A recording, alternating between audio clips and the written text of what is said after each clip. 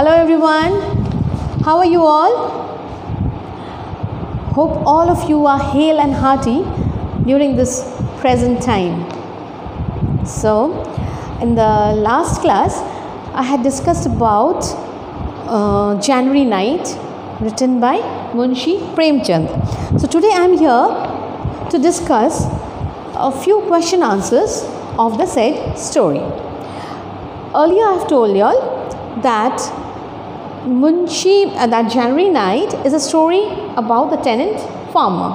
Okay, it's a story about Halku and Munni. I think if you all go through my previous lesson, you'll know the story which I had discussed earlier. So today, let's talk about something about the author, and this is the study plan which I have uploaded, your study material which is uploaded.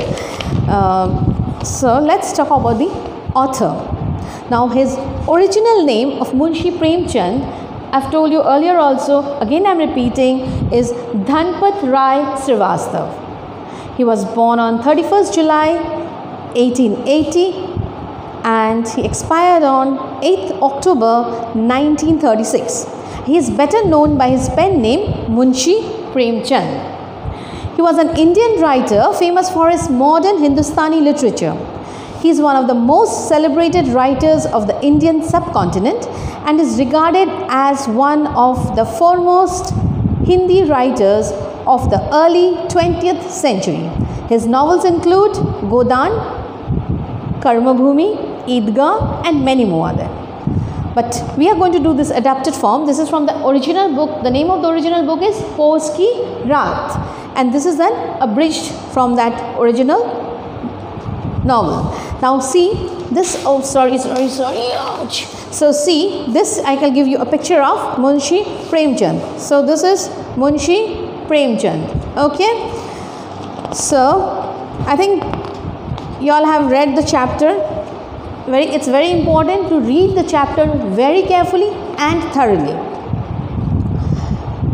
Now coming to this, this is, I have told you, this is a story of a person. His name was Halku. Actually it's Halka. Halka means light, but people called him Halku, and his wife Munni. They were tenant farmers. Halku was a tenant farmer, and whatever he earned was to pay the landlord. He has to pay off all his errors of the landlord. So he couldn't save anything, but they had saved 3 rupees just to buy a blanket for winter months, because during the winter months it's very severe cold, and Halku, he had to stay out in the fields to guard his fields during harvest in the field. So he has to say they had saved 3 rupees. And Halku, how he comes to his wife and persuades her to give that 3 rupees because he had to pay the landlord. So the first question which you have is, why did Munni want Halku to pay the landlord only after the harvest? Now all of you know what is harvest. The farmers, they sow the seeds, they grow the plants, they ripen, and whatever we get from there is that the harvest is which they get from it. Now many of them harvest rice, wheat, pulses, cereals. Now the question is, why did Munni want Halku to pay the landlord only after the harvest? Now Munni wanted to pay. Why did Munni wanted to pay? Because Munni was thinking that during the winter months, what they are going to buy? They are going to buy a blanket. Okay, to save Halku from the winter shivering cold, because he has to stay out. Now Munni wanted Halku to pay the landlord only after the harvest because they had only 3 rupees which Halku had saved up to buy a blankets for the cold January nights. If he gave that money to the landlord, he would not have been able to buy a blanket.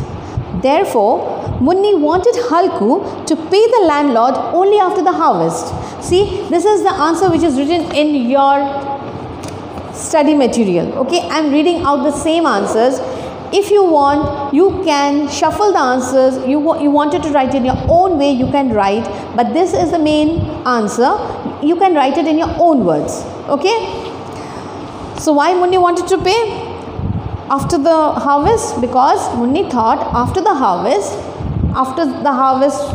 they would get a lot of money, and that time it would be easy for them to pay the landlord. And so before the harvest they would buy a blanket, and after the harvest, naturally after the harvest they would have a lot of money with them, and with that he could pay the landlord. That's why Munni did not wanted to give the money to Halku to pay the landlord.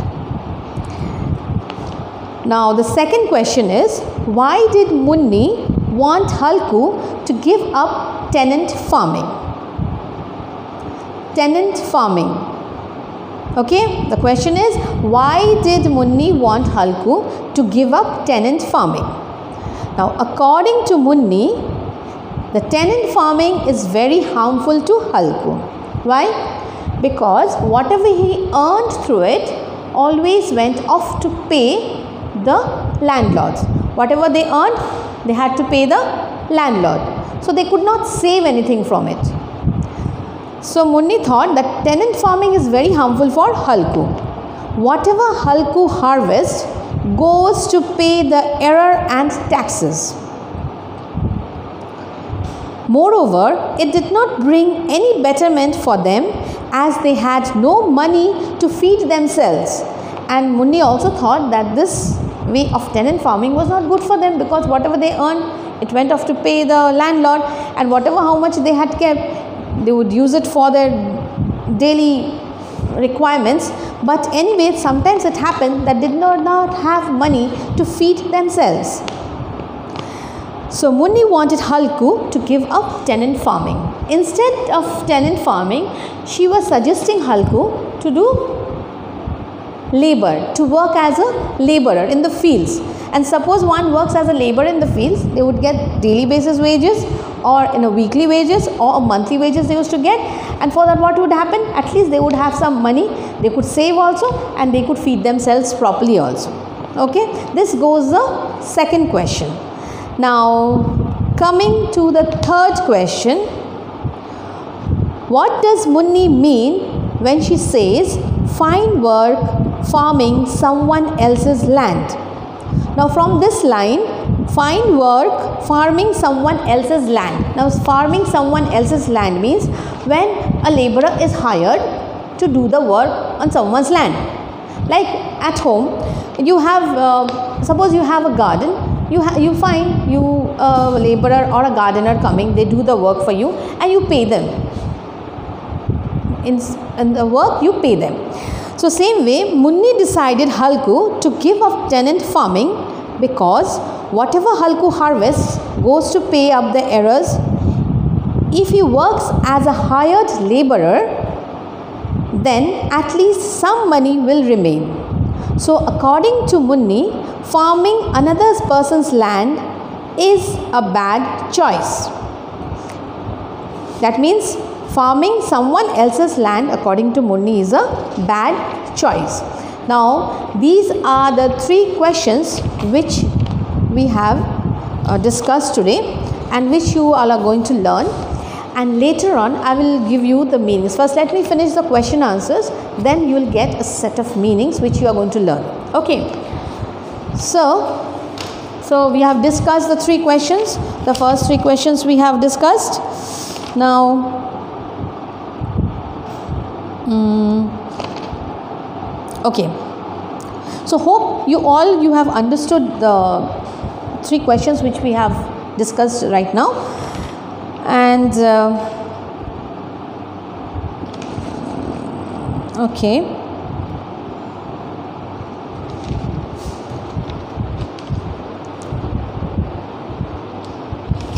let me just read out few things from this which will be very useful for you. Now you see, at the first line, Halku came in and said to his wife, "The landlord's come, get the rupees you set aside, I'll give him the money, and somehow or the other we'll get along without it." Now Halku, he had taken money from the landlord, okay, and with that money what he was doing, he was farming his land, and when a landlord gives money to the farmers, he charges. Okay, whatever money he gives, he charges their interest on it, and it happens like this. The interest goes on increasing so much that it becomes a burden on the farmers. So whatever they harvest, it goes on paying off the errors to the landlord. Now, so same way, Halku, he came up to his wife and he asked for the money which they had saved. I had told you earlier that they had saved 3 rupees to buy a blanket for the winters. Now, Munni had been sweeping. She turned around and said, but there are only 3 rupees. And how much they had saved? Only 3 rupees. And if they are going to pay this 3 rupees, what will happen? They will not be able to buy a blanket. Okay. So, later on what happened slowly, that is, for a few moments, Halku stood hesitating. Munni did not want to give the money, but Halku, he went on persuading, and after a lot of persuading, Munni had to give the money to Halku. Okay, so this way Halku, he paid off the 3 rupees which he had saved to buy a blanket. This way he paid off the landlord. This is from the first, this is only the gist which you get from the first part. Okay, and in the second part, this is all about just the main gist, just the summary of the first part. And now in the second part, you see what happens. Second part, at night, Halku, he had to go out in the open to sleep at night, because his harvests were there. He had to guard the harvest. He went out and he lay on his cot. He was laying down, and just beneath his cot, who was there? His dog Jabra. Till now, I think all of you have read the chapter. Okay, this is the second part as well. There was his dog Jabra just beneath the cot, and there is an emotional exchange of emotions between the dog and Halku. Halku, he felt his dog like a brother. He thought himself to a brother. What they did, they exchanged a brotherhood emotion, feeling. Here, Halku, he holds the dog. In spite of the stinking, the dog was stinking. In spite of it, Halku was embracing the dog in this cold, and both of them, because his dog, he was also out with Halku. So Halku, what he was doing, he was embracing his dog, and they were having an exchange of feelings. And this is just the second part of it. And the second part of it, in short, what you get, an exchange of emotions of Halku and his dog Jabra. Okay, and after this, now when Halku, he was holding Jabra, what he was, see, a few lines are there. You see, when Halku was embracing Jabra, Jabra probably thought he was in heaven. And in Halku's innocent heart, there was no resentment of his smell. He embraced him with the very same affection he would have felt for a brother. He was not crippled by poverty yet. That means till now he was not crippled by poverty. Okay,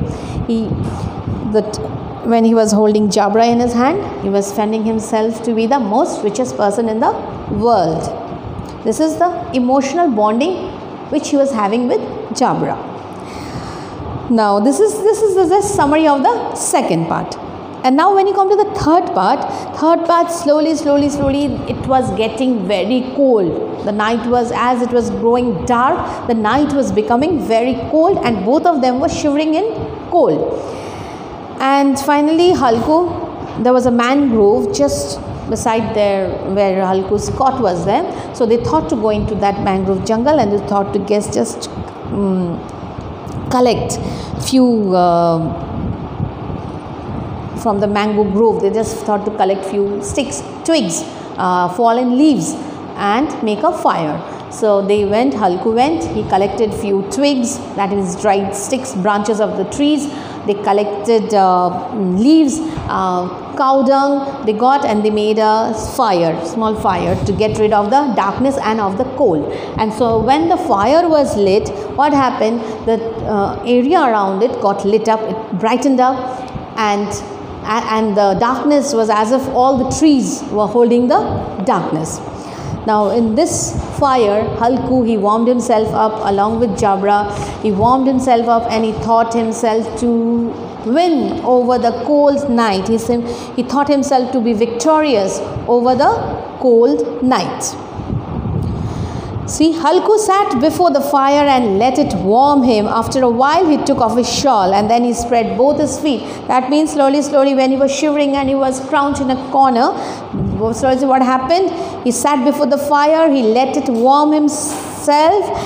He let it warm him, and after a while he took off his shawl and then he spread out both his feet as though he was challenging the cold to do its worst. Victorious over the immense power of the winter, he could not repress the pride in his triumph. Now, both of them were warmed up and all the leaves were burned. This is the summary of the third part. Okay, he just lit the fire, warmed himself up, and slowly when the fire was going down, again Halku just tried to lit up those dry leaves. And then what happened, coming to the fourth part, what happened is, after they warmed themselves up, Halku was just trying to get up, but the fire was slowly going down. He was feeling drowsy and he wanted to sleep. And Jabra, he heard some sound, and as Jabra heard the sound, he just ran from there and he went out just to see what happened. And then what he saw, and Halku also heard the munching sound of some animals, some white animal he heard.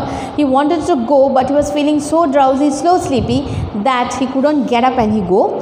And then what happened? He was trying to get up. He got up once, but he felt so sleepy that he went off to sleep.